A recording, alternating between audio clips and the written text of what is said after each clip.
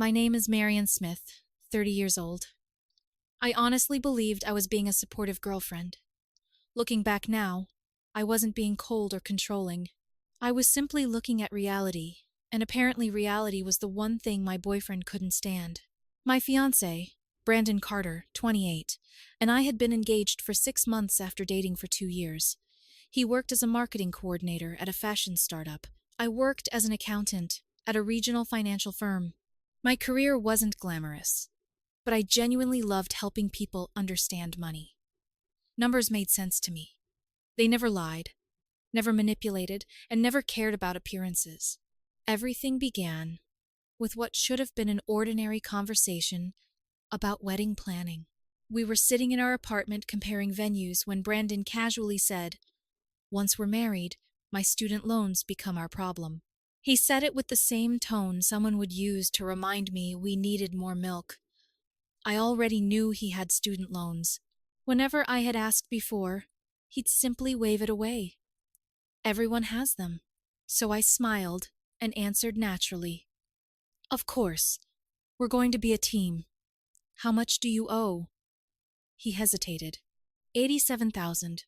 I nearly spilled my coffee. 87,000? "It's really not that bad," he replied quickly. "Lots of people owe more." I forced myself to stay calm. "What was your degree?" "Communications and fashion marketing. Double major." I nodded slowly. The number was enormous, but debt wasn't impossible. Debt simply required a plan. "Okay," I said. "What's your current repayment plan?" "I've been doing income-based repayment, about $200 each month." The accountant in my brain started calculating before he even finished speaking. That payment barely covered interest. "How long have you been paying?" 4 years. "And your original balance?" 83,000. I blinked. "So you've paid almost $10,000 and somehow owe 4,000 more?" He shrugged. "I guess. Classic. The kind of trap income-based repayment creates when someone never attacks the principal." I reached for my laptop. "Don't worry, we'll figure this out." He smiled with visible relief. "I knew you'd know what to do. I'll need to see your monthly budget first." "My... what? Your budget?" He stared at me. "I don't really have one." That answer worried me more than the debt itself. "Okay," I said carefully. "Let's look at your bank statements." 2 hours later, I had organized everything into categories. The picture was horrifying. Rent, $1,100. BMW payment, $580. Insurance, $220. Lululemon subscription box, $129. Boutique gym membership, $189. Regular gym membership, $45. Meal delivery service, $280. Streaming subscriptions, $87. Average shopping every month, $1,200. Restaurants, around $800. Starbucks, nearly $240. Haircuts, skincare, grooming, another several $100s. Then I opened his credit card statements. 3 cards, $11,000. I leaned back in silence. He wasn't just spending too much. He was financing his lifestyle with debt while making minimum payments on everything else. Brandon looked at me hopefully. "This is why we need to tackle the loans together." I looked from him back to the spreadsheet. "We absolutely do." For the next 3 days, I became obsessed. Every evening after work, I built spreadsheets. Color-coded charts. Cash flow projections, debt snowball scenarios, debt avalanche comparisons, 5-year payoff schedules, emergency fund projections. Every possible route that could get us out of debt without destroying our future. By Sunday evening, I finally had a complete financial roadmap. I connected my laptop to the television. "If we're aggressive," I began, "we can eliminate everything in 4 years." His eyes brightened. "Seriously? 5 years if we leave ourselves more breathing room." He smiled. "That's amazing." I clicked to the first slide. Step 1. Sell the BMW. His smile disappeared. What? You owe roughly $28,000. The car is worth about 30. We sell it. Buy a dependable Honda or Toyota for 8 to 10,000 and eliminate almost $600 in monthly payments. He stared at me. You actually want me to sell my car? It's consuming almost 20% of your take-home income. But I love my car. I know. It represents everything I've worked for. I understand. But right now you're working for the car, instead of the car working for you. His jaw tightened. I moved to the next slide. Step 2. Cancel the duplicate gym membership, the meal delivery service, and the subscription boxes. They aren't unnecessary. You already have another gym. They're different. You can lift weights at the boutique gym. That's not the point. I continued anyway. Step 3. Reduce shopping to $200 per month. He laughed in disbelief. 200? For necessities. What about clothes? Included. What about skincare? Included. What about shoes? Included. He shoved my laptop several inches away. This is insane. I'm trying to help us. No. He stood up. You're trying to make me live like I'm poor. You are financially underwater. You don't get it. I think I do. No, you don't. His voice cracked with frustration. You don't understand how important appearance is in my industry. I understand image. But image doesn't make your loan payments. It helps my career. So does financial stability. He folded his arms. What sacrifices are you making? Fair question. I clicked to another slide. I'm canceling my golf lessons. I'm selling my gaming console. My annual bonus goes directly toward debt. And I think we should postpone the wedding until we're financially stronger. He stared at me. You want to postpone our wedding? Just temporarily. His entire expression hardened. You're trying to control my life. I'm trying to protect our future. This is financial abuse. I almost laughed from sheer disbelief. This isn't abuse, Brandon. What is it then? It's arithmetic. My friends don't live like this. Do your friends have nearly $100,000 in debt? He opened his mouth. Nothing came out. Instead, he grabbed his Louis Vuitton bag from beside the couch. I need space. Where are you going? I'm staying with Dylan. The apartment door slammed. Silence settled over the room. I sat alone in front of the television, still displaying my colorful payoff projections. For several minutes, I questioned everything. Had I pushed too hard? Had I approached this like an accountant instead of a fiancé? Then I looked back at the numbers. If nothing changed, Brandon would spend decades drowning in interest. Reality wasn't cruel. Reality was simply honest. My phone buzzed. A text from Brandon. You're right about some things. Let's talk tomorrow. But I'm keeping my car. I read it twice. Then I quietly closed my laptop. I didn't delete a single spreadsheet. Something deep inside me whispered that our biggest problem was no longer $87,000 in student loans. It was that Brandon and I had completely different definitions of what being a team actually meant. Brandon came back the next afternoon, carrying an oversized caramel macchiato and the confident smile he always wore when he believed he'd found the perfect compromise. I've been thinking, he said as he settled onto the couch. You made some good points. I felt the tension in my shoulders ease. Really? Yeah. I want us to start our marriage the right way. For the first time in days, I allowed myself to feel hopeful. So, I asked, what are you thinking? I'll cancel the meal delivery service. I waited. He smiled proudly. That's it? That's almost $300 a month. It's $280. See? That's huge. I nodded slowly. It's a start. And I'll eat out less. How much less? He thought for a moment. Maybe $600 instead of $800. I picked up my calculator. That's still around $20 every day. I have networking lunches. Every day? They're important. I took a slow breath. What about the BMW? His answer came instantly. No. What about reducing shopping? No. Subscription boxes? They're part of my job. The boutique gym? I need it. The regular gym? I need that too. Every suggestion hit the same invisible wall. No.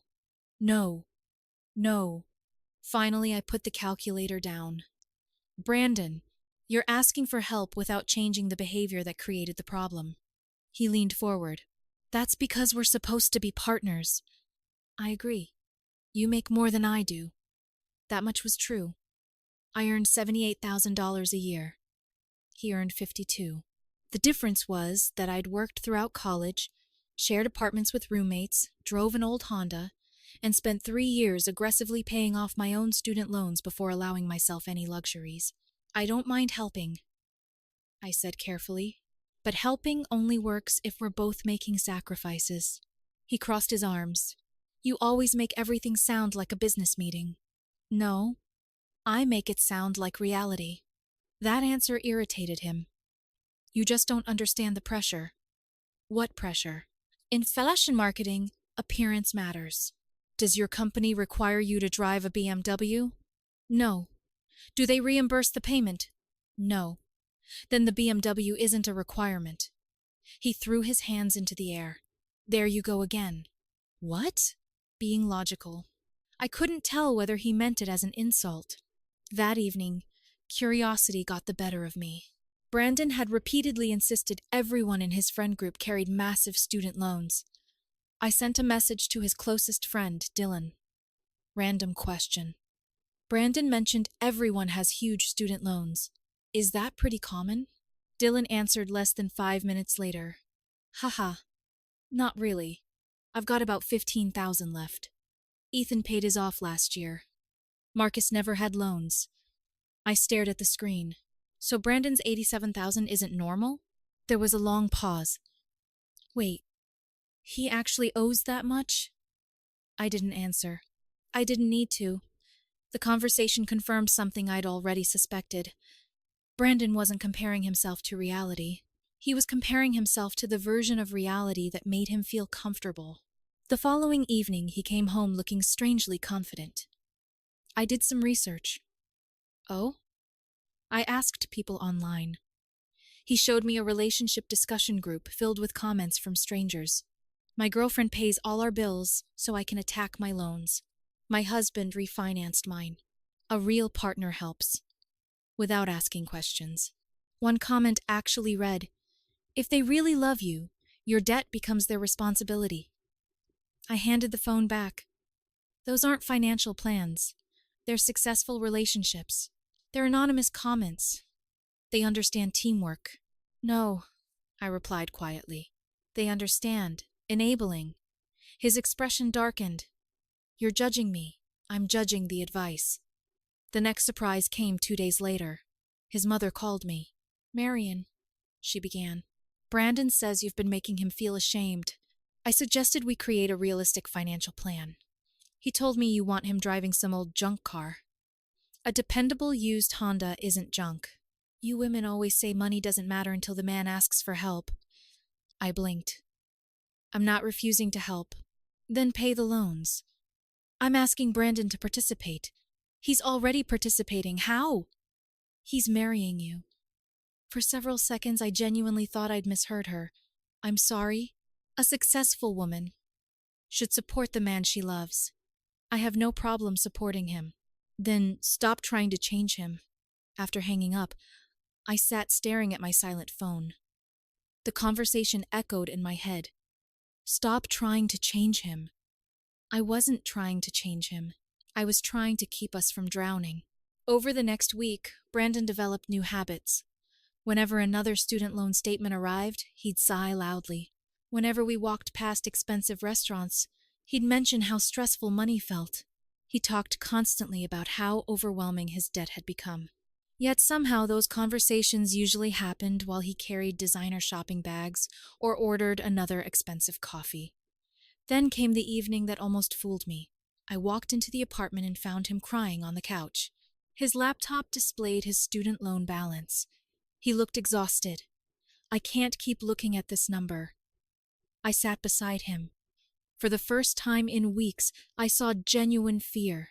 I wrapped an arm around his shoulders. We'll fix it. I know. He nodded. You were right. My heart softened. I was? I'll do whatever it takes. Relief flooded through me. Finally. This was the breakthrough I'd been praying for.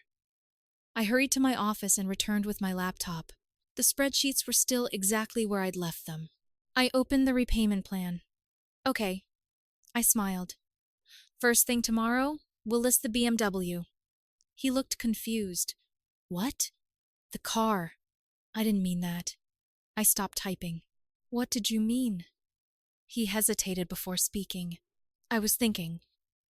He smiled weakly. Maybe you could work a second job. I stared at him. So we can pay everything off faster. I couldn't believe what I'd just heard. You want me to get another job? Just for a few years? While you keep the BMW? It's different. How? You make more. I slowly closed the laptop. The soft click echoed through the apartment. He immediately sensed something had changed. What are you doing? I stood without answering. Walked into the bedroom. Opened the closet. Pulled out 2 storage boxes. He followed me. Marion? I started folding my clothes. What are you doing? I'm leaving. His face drained of color. What? I'm moving out. Because I won't sell my car? I looked directly into his eyes. No. Then why? Because you asked me to work 2 jobs, while you refused to change anything. He reached for my arm. I said I'd make sacrifices. No. You offered inconveniences. He swallowed. We can still fix this. I wanted a partner. I am your partner. A partner doesn't hand someone a sinking boat and ask them to row harder while refusing to patch the hole. Silence filled the room. Then his voice became quiet. Fine. I'll sell the car. I shook my head. Now you're only offering because you're afraid I'll leave. Isn't that enough? No. What do you want? I wanted someone who believed shared sacrifice wasn't negotiable. I zipped my suitcase. He stood frozen beside the bed. You're ending our engagement? Over money? I picked up the suitcase. No. I looked at him one final time. I'm ending it because of character. Brandon didn't accept the breakup. At first, he tried logic, then emotion, then guilt. None of it worked. A week later, he showed up at my office carrying a thick binder filled with charts, explaining why I should reconsider. According to him, his expensive wardrobe, luxury car, and image were all investments that would eventually lead to promotions and higher income. My future success benefits both of us, he insisted. We're not an us anymore, I replied before security escorted him out. Then came social media. Without mentioning my name, he posted about financially controlling partners who didn't support the people they claimed to love. A few friends agreed with him until Dylan commented, Didn't you spend over $1,200 a month on clothes? The post disappeared within an hour. According to Dylan, Brandon doubled down instead of learning. He opened more credit cards, bought an expensive designer bag, and joined exclusive dating apps, looking for someone wealthy enough to understand his lifestyle. Every promising relationship ended the same way. The moment money came up, so did the check. A month later, my former landlord called. Your ex says you'll cover his rent. We're no longer engaged, I answered. He's responsible for himself. That evening, Brandon, his mother, and even distant relatives flooded my phone with messages calling me selfish. I replied only once. Sell the BMW. I need it. Then sell the designer bag. I can't. Then figure it out. I never answered another call.